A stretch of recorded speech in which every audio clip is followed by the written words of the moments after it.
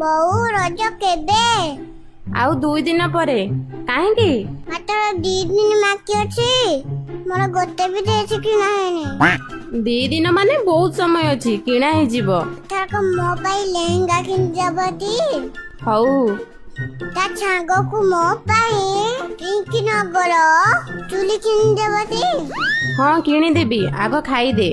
ରଙ୍ଗିନୀ କିପି କିଣିଦେବ ଟି? ସବୁ ଦେବି, ତୁ ପ୍ରଥମେ ଖାଇଦେ। ବୋଉ ଆଉ ଗୋଟେ କଥା ପଚାରିବି। କଣ?